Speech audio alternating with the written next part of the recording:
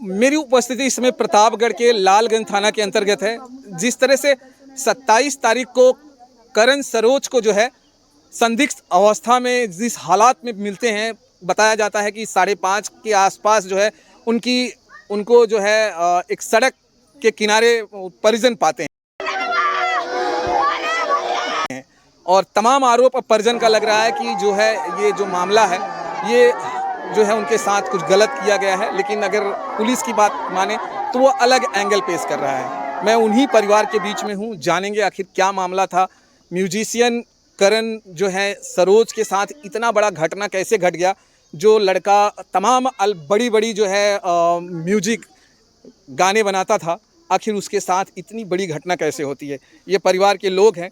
आप क्या लगती हैं? मैं उनकी भतीजी लगती हूँ। करण के? हाँ। अच्छा, ये बताइए कि क्या होता है, जरा सिलसिलेवार बताइए कि कब करण को पता, आप लोगों को कब पता चलता है, कि कब पता चलता है कि करण जी के बारे में आपको? हमें कल 5:30 बजे के आसपास में पता चला। परसों 27 तारीख को। 27 तारीख को लड़की का बर्थडे था, वो बस आ रहे थे बर्थडे। काजल, कब आप पहुंचती हैं अपने चाचा के मैं पास? कल आई थी, मैं दिल्ली रहती हूँ, मैं कल आई हूँ। अच्छा, मतलब मैं आप कल सुबह आई थी। हॉस्पिटल वगैरह में नहीं पहुंच पाई थी, उसके पहले आपके चाचा जो है वो डेट कर गए थे। हाँ। तो यहाँ पर डेड बॉडी जैसे कि जो है दाह संस्कार के लिए नहीं जा रहा था, क्यों रोका गया था? रोका नहीं गया था, आप खुद बताइए।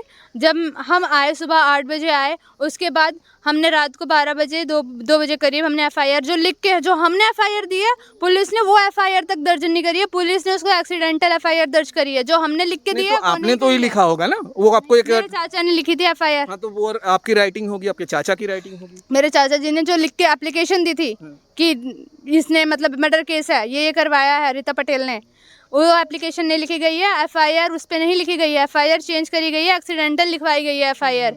और रात की एफआईआर रिपोर्ट तो रात को लिखी गई थी, पुलिस कल आई है 10 बजे तक। 10 बजे आप सोच रहे हो पुलिस आ रही है? पुलिस आई नहीं थी। पुलिस में आया तो यहाँ पे तमाम पुलिस थी। पुलिस क्योंकि वो उनको लग रहा है कि ना हम बॉडी नहीं उठा रहे हैं, क्या कहते हैं, तो उन्होंने बॉडी उठाने के लिए कुछ कहा था करा गया। हाँ, क्या कह रहे थे? मेरे दो चाचा पे गैंगस्टर है, वो भी झूठा आरोप है उन पे। तो क्या कह रही थी पुलिस, क्या कह रही थी? बॉडी नहीं उठाएंगे तो उन्हें उठा के ले जाएंगे। मतलब आपके चाचा लोगों को उठा के लेके जाएंगे? हाँ, ऐसा बोल रहे थे? हाँ, फोर्स करा जा रहा था। रात को यहाँ पे भी बैठी थी, वहाँ बैठी है, वहाँ बैठी है, पूरे चारों तरफ से घेर रखे हमें। तुम्हारे गैंगस्टर की विवेचना कर रहा है। अब कोई नहीं दिख रहा होगा आपको, जाके देखो कोई नहीं होगा, सब चले गए होंगे। हो गया ना? तो आपको नहीं लग रहा है कि योगी की सरकार में जिस तरह से लोग दावा कर रहे हैं जीरो टॉलरेंट की सरकार है, जो भी अपराधी है उसे बख्शा नहीं जाता? बड़ी चीज है, मंदिर बनवा लो, कॉरिडोर बनवा लो, हाईवे बनवा लो, इनकाउंटर करवा लो, बस बाहर से चमका लेंगे। बाहर चमकाने से कुछ नहीं होता, अंदर से शरीर भी मजबूत होनी चाहिए। क्या चाहते हैं आप लोग, अभी क्या चाहते हैं? बस हमें न्याय मिलना चाहिए। हाँ। किस तरह का न्याय आप चाहते हैं? चाचा बताएंगे आके। क्या मेरे घर मेरे पापा चाचा सब ये बताएंगे। देखिए, ये छोटी सी बच्ची है जो हमें न्याय मिलना चाहिए। करण की बेटी है। कौन सी क्लास में पढ़ते हो बेटा? 9th में पढ़ाई कर रहे हो। और क्या उम्र है आपकी? 13 साल। सोचिए, 13 साल की बेटी के साथ में बाप का साया चला गया है। अब आरोप की अगर बात करें तो गंभीर आरोप परिवार लगा रहा है, लेकिन ये तो जांच का विषय है। पीएम रिपोर्ट साफ कर देगा कि आखिर करण के साथ हुआ क्या था। क्या एक्चुअल में करण के साथ सचमुच एक्सीडेंट हो गया था या करण के साथ साजिश हुआ है, ये कहीं न कहीं हद तक जो है ना वो पीएम रिपोर्ट में बहुत कुछ साफ हो जाएगा। और उस हिसाब से फिर शायद जो पुलिस है ये ज़रूर वेट करती होगी कि जैसे ही पीएम रिपोर्ट आएगा वो एक्शन लेना चालू होगा। तमाम वो चीज़ें जो होती है वो उस हिसाब से काम होगा। पीएम रिपोर्ट आने के बाद आपको नहीं लग रहा है काम होगा? नहीं लगता? नहीं। क्यों? पीएम रिपोर्ट एक ऐसी चीज़ होती है जहाँ कंफर्म हो जाता है। पुलिस तो ये पुलिस लिख के नहीं देगी, पीएम रिपोर्ट डॉक्टर लिख के सही नहीं है। मुझे कानून पे भरोसा नहीं है यहाँ के, मुझे किसी पे भरोसा नहीं है। वरना मैं पागल नहीं थी जो मैं बताओ छोटी सी हूँ, मेरी भी कोई ज़्यादा उम्र नहीं है। मेरे बड़े भाई की तरह थे, भले चाचा थे, बड़े भाई की तरह माना था। अब पढ़ाई करती हैं? मैं कॉर्पोरेट लॉयर हूँ। अब लॉयर होके भी नहीं मानती हैं? अब यहाँ के लोग नहीं मानती मैं, यहाँ नहीं रहती है ना। मैं यहाँ फिर भी आप एक पढ़ी लिखी, आप तो लोगों से लड़ती हैं, आप तो लड़ती हैं ना न्याय दिलाने के लिए। चीजें देख के ही बोल रही हूँ। जब मेरे को पता है कि जब मेरे चाचा को ही उठा ले जा रहा है बिना सबूत के, तो मैं क्या बताऊं कि हाँ। जो लॉयर होता है वो तो ये हमेशा अपने संविधान के दम पर लड़ता है। आप संविधान के दम पे तो सोचो, अगर मुझे इतना भरोसा होता तो क्या मेरे को कोई कमी नहीं है? मेरे सब हैं, चाचा पापा मेरे बप्पा दादा सब हैं। मैं क्यों जाती हर एक जगह? छोटी पढ़ाई करती हैं, प्रैक्टिस कर रही हैं? अभी मैं पढ़ाई करती हूँ। में बर्थडे मनाने के लिए जब हमने फ़ोन किया, फ़ोन नहीं उठा रहा था। बार बार हम लोग फ़ोन कर रहे थे, फ़ोन नहीं। इसको बोला कि सोनी फ़ोन कर ले पापा के पास। सोनी कौन है? ये उनकी लड़की है। अच्छा, इन्हीं का बर्थडे था। हाँ, इन्हीं का इन्हीं के बर्थडे में जो है सम्मिलित होने के लिए करण जो है निकलते हैं। हाँ, बर्थडे था। ये बोली पापा केक लेते आना, कभी केक नहीं लाए हो, केक लेके आना। तो उसने बोला ठीक है बेटा, लेके आऊँगा। तो हम लोग फ़ोन कर रहे थे पनीर के लिए। हम दोनों, हमारे आदमी, हम दोनों फ़ोन कर रहे थे। ये भी फ़ोन करी तो इसका फ़ोन नहीं उठ रहा था, मेरा फ़ोन उठ गया। मेरे आदमी बोलने लगे तो बोला, मुझे बोलने लगे बोल किसका फ़ोन है, उठ गया। तो हमने बोला तुम ही बात कर लो। तो उसने बोला, और वो आदमी बोलने लगा भैया जिसका मोबाइल है उनका एक्सीडेंट हो गया है। तो हमने बोला भैया कहीं कि हॉस्पिटल में भर्ती करवा दो। उसने बोला कि यहाँ कोई हॉस्पिटल नहीं है। जो हमारे गांव का नाम पूछा तो हमने दलेसरगंज बताया। अच्छा, ये आप लोगों ने फोन किया था या वहाँ से फोन आया था? नहीं, हम लोग बार बार फोन कर रहे थे, फोन उसका नहीं उठ रहा था। 2-3 नंबर चला रहा है, 2 नंबर चला रहा है, दोनों नंबर पे बार बार फोन कर रहे थे, फोन नहीं उठा। जो पुराना वाला नंबर था उस पर किया हमने फ़ोन, तो वो फ़ोन उठ गया। तो उसमें फिंगर लगा तो वो आदमी फ़ोन नहीं कर पाया था। हाँ, तो फिर उसने फ़ोन उठाया और बोला कि जो जिसकी मोबाइल है उसका एक्सीडेंट हो गया है। तो हमने बोला भैया कहीं एडमिट कर दो, हम लोग यहाँ से आ रहे हैं। तो उसने बोला यहाँ कोई हॉस्पिटल नहीं है। हमने बोला कि 108 नंबर फ़ोन लगा के बोल दो, मतलब लालगंज भेज दो या फिर प्रतापगढ़ भेज दो, हम लोग यहाँ से आ रहे हैं। तो उसने बोला ठीक है। तो फ़ोन हमने काट दिया। हम लोग यहाँ से गए, वो लोग ड्रामा सेंटर में भर्ती कर दिए थे। हम लोग यहाँ से गए तो ड्रामा सेंटर लालगंज में उनको पाया। हाँ, जब आप गए थे हाँ, तो करण आप लोगों को पहचानते थे कि नहीं, परिवार के ही सदस्य हैं? पहचान रहे थे। एक बार पहचाने, फिर उसके बाद बेहोश हो गए, फिर चिल्लाने लगे। हाँ, फिर रोने लगे, फिर नहीं पहचान रहे थे। जब थोड़ी देर में उसको होश आने लगा तो मतलब पहचानने लगा, सारी बात बताने लगा। क्या क्या बता रहे थे? में नहीं बताया कुछ। जब हमने वो डॉक्टर वहाँ से रिफर कर दिया, हमने बोला कि छोटी छोटी नर्स हैं, छोटे छोटे डॉक्टर कुछ नहीं कर पाएंगे। वो रो रहा था, हमने बोला यहाँ से ले चलो। उन लोग भी उनके बस के भी नहीं थे, निकाल दिया उन्होंने। तो करण लास्ट मोमेंट में क्या क्या बातें करके गया? हम लोग प्रतापगढ़ पहुंचने ही वाले थे, तब उसको होश आया। चिल्लाने के बाद होश आया। पहले बोला छोड़ मुझको, छोड़। तो हमने बोला का भनन के कुछ भवा का? तो उसने बोला कुछ नहीं। फिर उसके बाद थोड़ी देर फिर बेहोश हो गया। फिर उसने बोला क्या भाभी मुझे मार दिया, ऐसे बोला। मेरे हाथ में हाथ डालकर बोला उसने कि भाभी मुझे मार दिया। तो हमने बोला के मारिस? तो उसने 5 लोगों को बताया, और मेरे जगह जगह पे जख्म उसी के हाथ का है, क्योंकि वो बोल नहीं पा रहा था, फिर इशारा दे रहा था बस। जब उसकी आवाज़ मुंह से निकली तो उसने बताया कि 5 लोग थे, मुझे मार दिया गया। रीता पटेल ने मारा, जो पुराने स्टूडियो जाता था। बस इतना बताकर। ये रीता पटेल कौन है? ये रीता पटेल है, जिनके यहाँ वो स्टूडियो जाते थे, पहले काम करते थे। अच्छा, ये उनकी पत्नी है? हाँ, ये उनकी आप पत्नी है। क्या नाम है आपका? पूनम।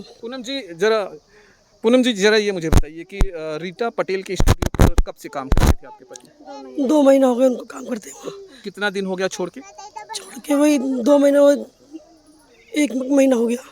क्या वजह थी कि उन्होंने वहाँ से काम छोड़ दिया? उनकी वजह ये थी कि वहाँ पैसा नहीं देती थी। हाँ, पैसा नहीं देती थी। बता मैं छोटे छोटे बच्चे क्या खाएंगे, और मेरे बच्चे पढ़ने थे, उनकी फीस जमा पैसा नहीं मिलता था, ये कैसे आपको पता? और जब मेरे को घर में बताते थे ना कि घर में बताते थे कि यहाँ पैसा नहीं दे रहे मुझे। अच्छा, आपके पति आपको बताया करते थे कि पैसा वहाँ नहीं नहीं मिल रहा। जब मैं खर्चे मांगूंगी, जब बोलूंगी कह रहे यहाँ पैसे नहीं मिल रहा, तो मैंने कहा नहीं मिल रहा, तो फिर क्या कर रहे हैं वहाँ पे? तो फिर वो कहाँ काम करने गए? फिर वो सीमा उनकी स्टूडियो, सीमा के स्टूडियो में जाके काम करने लगे। तो सीमा के स्टूडियो में कितने दिन से काम कर रहे थे? 1 महीना हो गया। तो वहाँ पर जब वो काम कर रहे थे तो उन्होंने कुछ सीमा के बारे में भी बताया कि सीमा के बारे में कोई बातें किया कह रहे थे कि बहुत अच्छी है, बहुत बढ़िया लोग हैं ये लोग, यहाँ पे काम कर रहा हूँ, ठीक है। हाँ, तो सीमा के बारे में उन्होंने कोई चीजें नहीं बताया कि ये हमारे साथ जो है गलत कर रही है, तमाम चीजें ये नहीं हो रहा? कुछ नहीं बताया ऐसा। जो भी बता रहे थे कि सिर्फ जो है उन्हीं के बारे में बता रहे थे। बता रहे थे, जरा वो बताइए। ये बता रहे थे मेरे को फ़ोन करके कि मैंने कहा कि घर आ जाओ, तो ये बोलते कि दिन में नहीं आऊँगा, वो मुझे मरवा डालेगी। कह रहे थे कि वो मुझे मरवा देगी। हाँ, अभी जो उसके स्टूडियो में काम छोड़ दिया इसीलिए। हाँ, कि उसके स्टूडियो में चले गए। हाँ, उनके यहाँ काम चलता था, उनके यहाँ बंद हो गया इसी की वजह से, इसलिए उन्होंने मरवा दिया मेरे आदमी को। लेकिन पुलिस जो है वो कह रही है कि ये जो एक्सीडेंट है, तमाम तरह की बातें कह रही है। एक्सीडेंट नहीं है ये, इनको मारा गया है। बयान करके गए वो, इनसे भी आपको पूरा भरोसा है कि आपके पति के साथ में जो है हाँ, घटना हुई है। है। हाँ जी, मारा गए वो। अभी इनसे बयान करके जब से उन्होंने वहां से काम छोड़ा था, हाँ जी, जब इस बीच में कितनी बार घर पे आए, कुछ अंदाजा है कि 2-4 बार आए हैं कि नहीं आए? हाँ चाचा जब आते थे। तो कुछ इस बारे में जिक्र करते थे कि मैं बहुत परेशान हूँ या तमाम चीजें जो होती है, बोलते क्योंकि बीवी को लोग बहुत ज्यादा शेयर करते हैं अपने जो भी चीजें मेरे होती से हैं। बताते थे कि मुझे 4 लोगों ने सीमा के स्टूडियो में भेजा है मारने के लिए, उसने रीता पटेल ने। तो मेरे को सीमा ने ऑटो में करके घर भेज दिया जल्दी से। तो मैंने अपनी सास से बताया, अपने घर में सबसे बताया। हाँ लीजिए। अच्छा, कुछ मैसेज आया था और उस क्या नाम है, इंस्टा पे लिख के भेजा उन्होंने। किसने भेजा था? रीता पटेल। रीता पटेल किसके मोबाइल पे भेजा था? आप लोगों के भेजा था? उन्होंने लगाया था? इंस्टा भेजा, इंस्टाग्राम भेजा। उन्होंने अपने मोबाइल में मोबाइल लगाया? में लगाया, अपने मोबाइल में लगाया क्या रील। लगाया था उन्होंने? Reel share. 5 दिन से लापता है कौन? करण। करण 5 दिन से लापता। हाँ जी। कितने बच्चे हैं आपको? जरा बताओ। मेरे 3 बच्चे हैं छोटे छोटे। कितने साल के हैं? मेरे एक 3 साल की है, एक 6-7 साल की है और एक 13 साल की है। बताओ मैं कहाँ जाऊँगी बच्चे लेके अपने? बताना। मैं तो बर्बाद कर दिया सब चीज़ें उसने। लड़की है, मेरा घर भी नहीं है साहब, मैं कहाँ जाऊँगी? बताना। सब चीज़ तो मेरा लेके चली गई। ये छोटी सी एक बच्ची है, जरा इनसे थोड़ी सी बातें करें। प्लस पुलिस प्रशासन लगातार ये कह रही है कि ये घटना जो है एक्सीडेंटल है। कैसा आप सोचती हैं? ये एक्सीडेंटल है ही नहीं, कोई देख के राजी नहीं है कि एक्सीडेंटल है। कोई बोल दे यहाँ पे या फिर वहाँ पे जाके, कोई भी बोल दे देख के बॉडी को एक्सीडेंटल है, कोई नहीं कह रहा एक्सीडेंटल पीएम है। रिपोर्ट मिल गया अभी आप तक?